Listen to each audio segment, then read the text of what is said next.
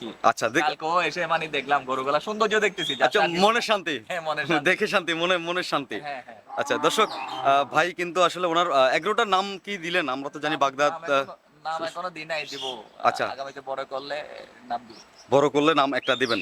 তো দর্শক, ভাই কিন্তু আসলে শখের বসে গরুর খামারটা করলেন এবং মোটামুটি দেখলাম যে ওনার যে খামারি স্টাইল এবং ওনার যে গরুর কন্ডিশন আমার কাছে খুব ভালো লাগছে। আপনাদের কাছে কেমন লাগছে একটা করে কমেন্ট করে কিন্তু আমাদেরকে জানাতে পারেন।